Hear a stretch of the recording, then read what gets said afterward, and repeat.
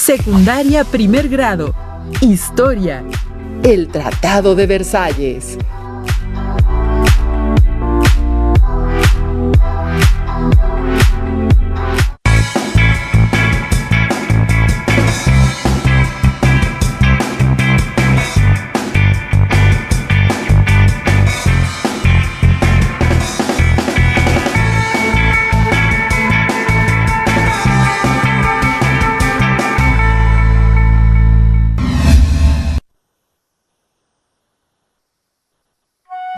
Bienvenidas y bienvenidos a una sesión más de Aprende en Casa 3, nuestra estrategia de aprendizaje para el ciclo escolar 2020-2021, en el contexto de un modelo híbrido con recursos de la educación a distancia.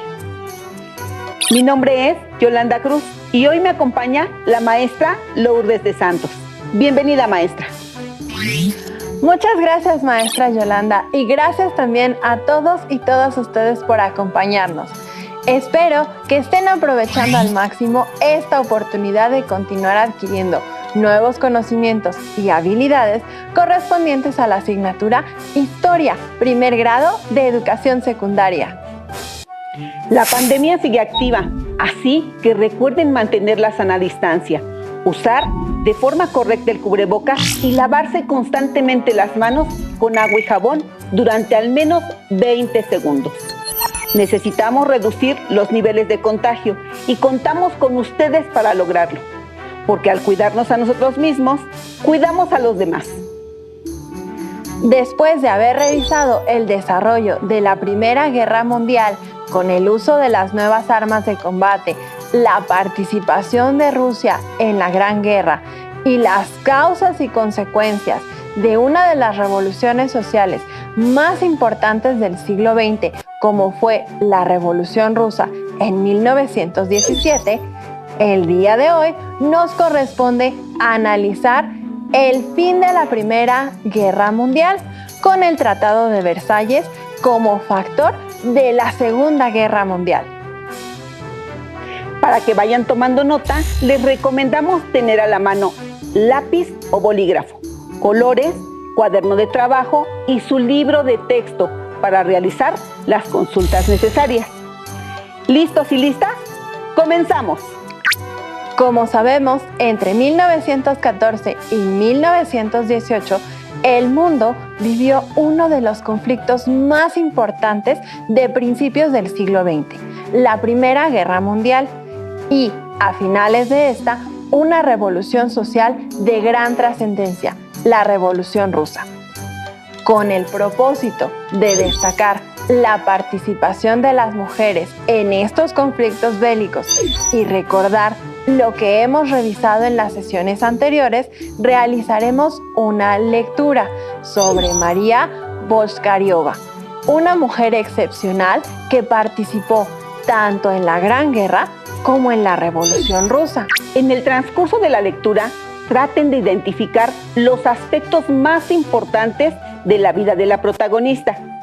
¿Qué batallón creó? ¿Y en qué procesos históricos se vio involucrada? La mujer que creó el Batallón de la Muerte. María nació en 1889 en el seno de una familia de campesinos, en una pequeña aldea de Novgorod, en el Imperio Ruso.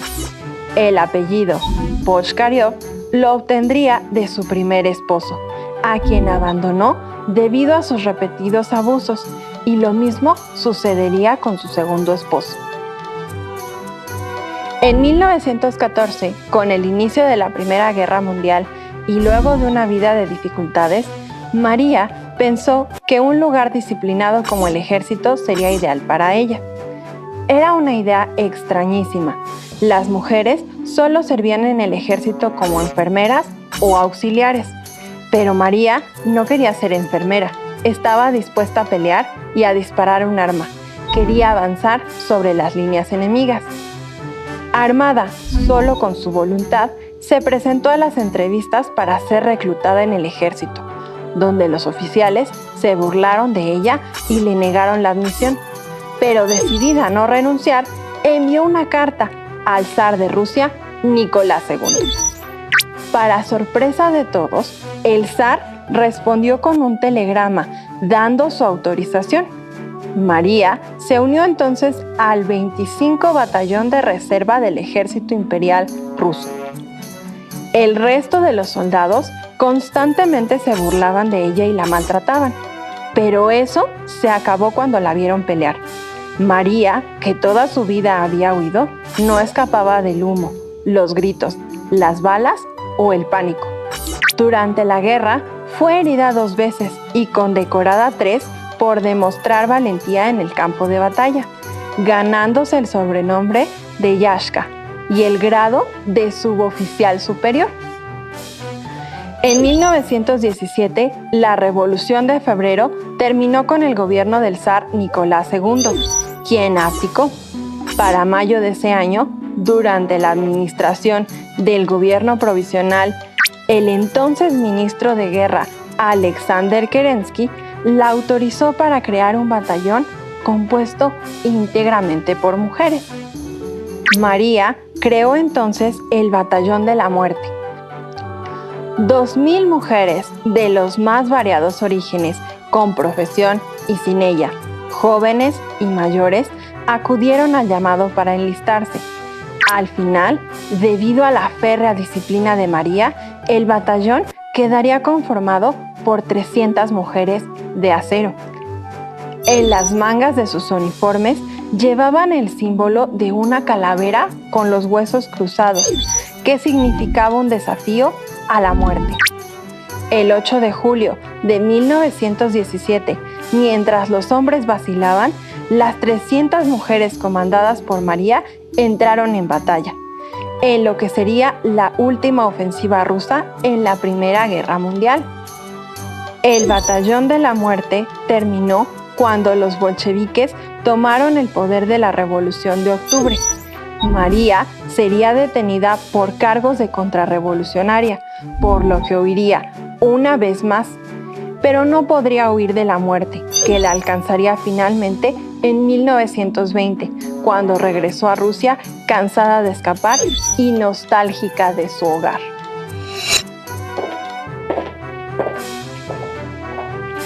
¿Qué les pareció la lectura? Interesante conocer la historia de una mujer valiente y combativa que con su Batallón de la Muerte participó no solo en uno, sino en 2 importantes conflictos. Poco se habla de la participación de las mujeres durante estos conflictos.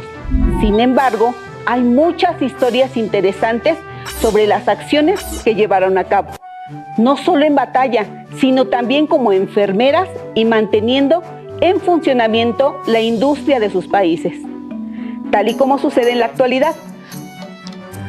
La Primera Guerra Mundial fue un proceso lleno de historias de hombres y mujeres que vivieron situaciones excepcionales en medio de la muerte y la destrucción. Muy bien, para entrar en materia y analizar el tema que nos ocupa, presten mucha atención a las siguientes preguntas clave.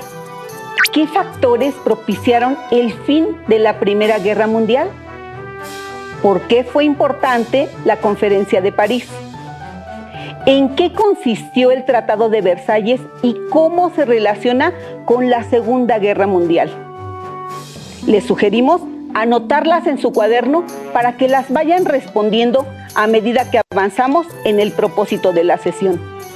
Analicemos primero los acontecimientos que detonaron lo que algunos historiadores llaman la crisis de 1917, para referir el inicio del fin de la Primera Guerra Mundial. Después de casi 3 años de combates y enfrentamientos, los países involucrados en la guerra comenzaron a sentir sus efectos. En Francia, por ejemplo, hubo huelgas en fábricas metalúrgicas y amotinamientos en diversos pueblos, debido a la escasez de alimentos y a las familias que protestaban por el agotamiento de los soldados en la guerra de trincheras. En Alemania se dio una división entre los partidarios de continuar la guerra y los que deseaban ponerle fin a las hostilidades. Los partidarios de la guerra se impusieron y Alemania lanzó una ofensiva submarina irrestricta, es decir, que disparaban a cualquier barco en la zona cercana a Inglaterra, sin importar su bandera o si era neutral. Esto fue visto como una amenaza por los norteamericanos ante la destrucción de sus buques cargueros. Por su parte, el Imperio Austrohúngaro también enfrentó conflictos internos. El ejército se vio involucrado en revueltas de rechazo a la guerra y conflictos separatistas que exigían independencia por parte de húngaros, checos y polacos. Como revisamos en la sesión anterior, en 1917 Rusia se ve envuelta en una serie de manifestaciones y huelgas que hacen abdicar al zar Nicolás II. Sin embargo, el gobierno provisional sigue enviando soldados al frente, volviéndose impopular y ocasionando nuevamente levantamientos que llevaron a un nuevo gobierno, el cual firmó el Tratado de Paz de Brest-Litovsk, saliendo así definitivamente de la guerra. El Tratado de Brest-Litovsk lo firmaron Rusia y los países de la Entente. Y como menciona la maestra, con él Rusia concluyó su participación en la guerra. A cambio, tuvo que renunciar a Finlandia, Polonia, Estonia, Livonia, Lituania y Ucrania, entre otros territorios que pasaron a ser propiedad de Alemania, Austria-Hungría y el Imperio Turco Otomano. A cambio, el pueblo ruso logró que sus manifestaciones en favor de abandonar la guerra fueran escuchadas. Sin duda, uno de los factores decisivos que propició el inicio del fin de la guerra en ese mismo año de 1917 fue la entrada de uno de los países que hasta entonces se había mantenido neutral, los Estados Unidos de América. Los principales hechos que contribuyeron a tomar esta decisión fueron el hundimiento de buques cargueros norteamericanos por los submarinos alemanes y el telegrama Zimmermann, enviado por el ministro alemán Arthur Zimmermann al gobierno mexicano, con el fin de establecer una alianza y obtener su apoyo, a cambio de ayudar a México a recuperar los territorios que había perdido producto de la invasión norteamericana en 1857. Pero este mensaje fue interceptado por los servicios de inteligencia británicos, lo que ocasionó la declaración de guerra de los Estados Unidos de América en contra de las potencias centrales. Con la participación de los Estados Unidos, el curso de la guerra se inclinó en favor de las naciones del Entente, al recibir casi 2 millones de soldados norteamericanos en apoyo a las exhaustas tropas inglesas y francesas. En contraste, el ejército alemán padecía hambre y la moral de sus soldados era muy baja, después de la suma de derrotas sufridas por las tropas aliadas en el campo de batalla. Para 1918, la situación de las potencias centrales era muy complicada. Austria-Hungría sufrió una derrota en Italia y las revueltas internas obligaron al emperador Carlos I a abdicar al trono y marcharse al exilio. Por su parte, Alemania también enfrentó disturbios internos que obligaron al Kaiser Guillermo II a abdicar. Fue así como en noviembre de 1918 el gobierno provisional viajó a París para firmar un armisticio con la Triple Entente y poner fin a las hostilidades. Luego de la firma del armisticio, los Estados Unidos de América, el Reino Unido, Francia e Italia iniciaron un periodo de negociaciones para sentar las bases de un tratado de paz que culminó 6 meses después con la firma del Tratado de Versalles en junio de 1919. Para conocer los detalles, observen con atención el siguiente video y traten de identificar qué propuso el presidente norteamericano Woodrow Wilson en sus 14 puntos. ¿Quiénes negociaron el Tratado de Versalles y cuándo se firmó? ¿Qué sucedió con Alemania al firmar el Tratado de Versalles? ¡Corre video! Al concluir la Primera Guerra Mundial, Estados Unidos, Gran Bretaña, Francia e Italia consideraba necesario controlar a Alemania, que había estado a punto de derrotar a toda la coalición aliada. En noviembre de 1918, en la ciudad francesa de Compiègne, se firmó el armisticio. Y después de 6 meses de negociación, el 28 de junio de 1919, se firmó el Tratado de Versalles, que puso fin oficialmente a la Primera Guerra Mundial.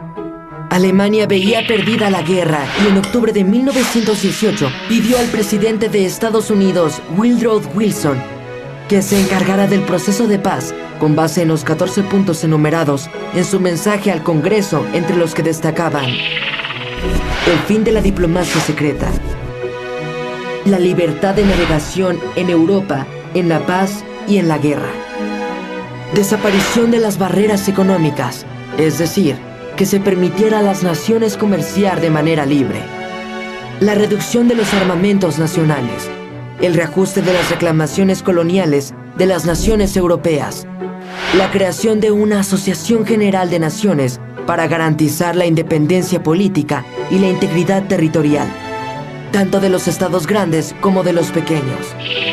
Para Wilson, esto era la mejor prueba de que los alemanes aceptaban los principios básicos para establecer la paz. Aunque Alemania tenía derecho a negociar a partir de dicha base y a discutir acerca de las condiciones de paz, el Tratado de Versalles se elaboró sin la participación de Alemania. ¿Y qué es lo que se acordó en este tratado? Veamos algunos puntos relevantes. Las altas partes contratantes, considerando que para fomentar la cooperación entre las naciones y para garantizarles la paz y la seguridad importa aceptar ciertos compromisos de no recurrir a la guerra, mantener relaciones internacionales fundadas sobre la justicia y el honor, observar rigurosamente el derecho internacional, hacer que reine la justicia y respetar todas las obligaciones de los tratados entre los pueblos, adoptar el presente pacto que instituye la Sociedad de las Naciones. A pesar de que el tratado establecía la Sociedad de Naciones, casi ninguna de las disposiciones del tratado respondía a dichas condiciones. Otra cláusula establecía la cesión de los territorios que Alemania había anexado e invadido durante la guerra, pero además exigía la anexión de territorios puramente alemanes. Los territorios de Alsacia y Lorena serían devueltos a Francia. La Sondergutlandia sería devuelta a Dinamarca. Las provincias de Posen y Prusia Occidental serían devueltas a Polonia, así como la Alta Shailisa. Las ciudades alemanas de Eupen y Malmedy pasaron al dominio de Bélgica. La Saag y Danzig fueron entregadas a la administración de la Sociedad de Naciones. Alemania perdió también sus colonias en África y tuvo que ceder Togo y Camerún a Gran Bretaña y Francia, Tanganica a Gran Bretaña, África Sudoccidental a Sudáfrica. Pero lo que más afectó a Alemania fue la imposición de pagos por concepto de daños causados por la guerra. Los gobiernos aliados y asociados declaran que Alemania y sus aliados son responsables de todos los daños y pérdidas sufridos por los gobiernos aliados asociados. Los gobiernos aliados y asociados exigen, y Alemania se compromete a que sean reparados todos los daños causados a la población civil de cada una de las potencias aliadas y asociadas.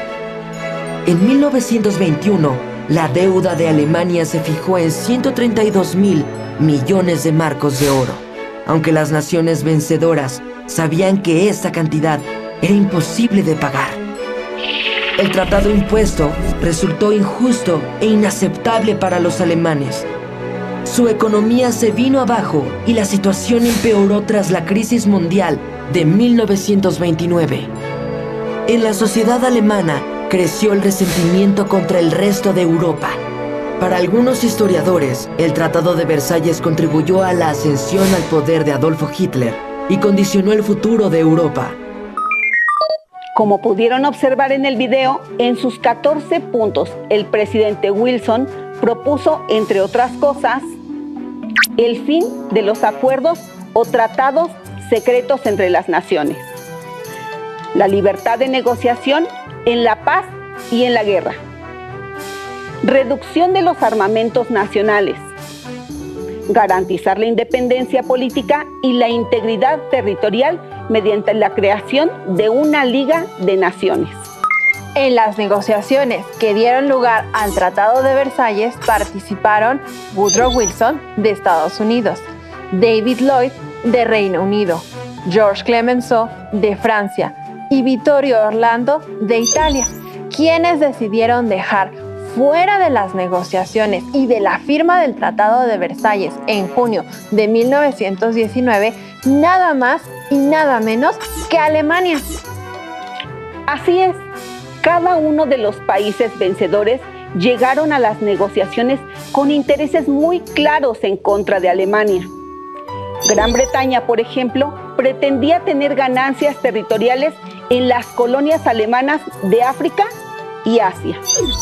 Estados Unidos de América, por su parte, solicitaba el pago de indemnizaciones y la creación de un organismo para preservar la paz mundial. Francia también buscaba el pago de indemnizaciones, la ocupación militar de territorios alemanes y la desmilitarización definitiva de Alemania. Finalmente, Italia también pretendía ganancias en Medio Oriente y África. Ahora que ya conocemos las posturas de los países vencedores, veamos qué sucedió con Alemania a la firma del Tratado de Versalles. En el video pudimos observar que Alemania tuvo una situación muy difícil porque el Tratado de Versalles le obligó a ceder una parte de su territorio. Fue desmilitarizada y su economía se vio severamente afectada por estar obligada a pagar numerosas indemnizaciones a los países vencedores de la guerra por todos los daños causados. Efectivamente, maestra, con este tratado, Alemania se llevó la peor parte, debido a las sanciones económicas que le fueron impuestas.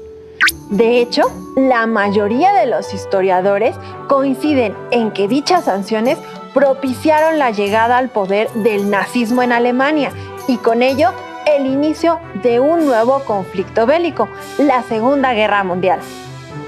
¡Qué interesante!, ¿verdad? Otras consecuencias que podemos mencionar de esta Primera Guerra Mundial y que derivaron en un nuevo orden internacional fueron el derrumbe de los imperios y el surgimiento de nuevos países. Esto cambió la forma significativa de la geografía mundial.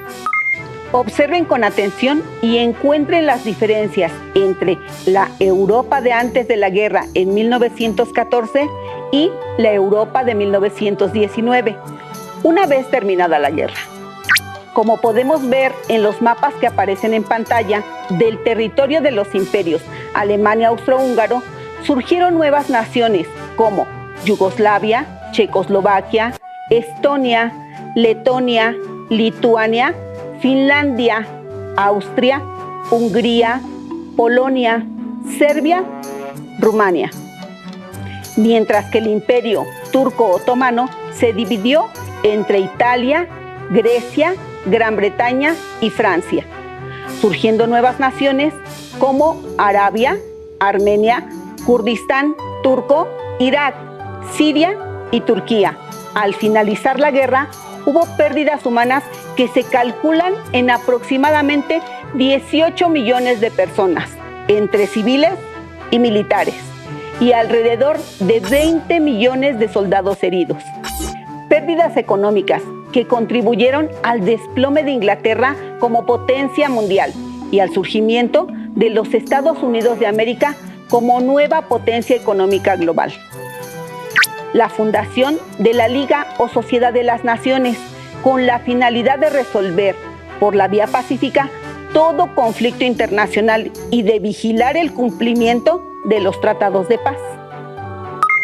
Es importante resaltar que la Liga de las Naciones fue el antecedente de la actual Organización de las Naciones Unidas y quedó conformada por casi todos los países del mundo, a excepción de Alemania, Turquía y la Unión Soviética, aspecto que también contribuyó al estallido de un nuevo conflicto mundial en 1939. Con lo mucho que aprendimos en esta sesión, seguramente ustedes en casa ya tienen las respuestas a las 3 preguntas clave que les planteamos al inicio. ¿Las recuerdan? Por si las dudas, la maestra nos ayudará con un repaso. Así es. Pregunta 1. ¿Qué factores propiciaron el fin de la Primera Guerra Mundial? El ingreso de los Estados Unidos de América a la guerra en 1917 y la salida de Rusia en ese mismo año. Las revueltas e inconformidades causadas por la guerra en casi todos los países europeos y particularmente en Alemania. ¿Por qué fue importante la Conferencia de París? Porque en ella se reunieron los países vencedores de la guerra para acordar las condiciones del Tratado de Paz, mejor conocido como Tratado de Versalles. ¿En qué consistió el Tratado de Versalles y cómo se relaciona con la Segunda Guerra Mundial? El Tratado de Versalles contiene cláusulas de carácter militar que apuntaron a la desmilitarización de Alemania, cláusulas territoriales para la creación de nuevas naciones y llevar a cabo un nuevo reparto territorial. También advierte cuestiones financieras y económicas sobre la navegación aérea y marítima y el reconocimiento de los nuevos límites territoriales con las naciones vencidas. Pero, sin duda, la parte más fuerte consistió en el pago que debía hacer Alemania a los países ganadores por concepto de reparaciones de guerra, lo cual afectó gravemente su economía. Para Alemania, el Tratado de Versalles constituyó una profunda humillación y generó una inconformidad que años más tarde alentaría el surgimiento de movimientos fascistas como el nazismo, con el ascenso al poder de Adolfo Hitler y con ello la semilla para el estallido de una nueva guerra mundial. ¡Listo! Terminamos por hoy, aunque aún nos queda mucha historia por explorar y descubrir. No olviden compartir con su familia lo que han aprendido el día de hoy, porque al dialogar y reflexionar juntos, aprendemos más y mejor. Nos vemos muy pronto en una sesión más de Aprende en Casa 3. Hasta la próxima.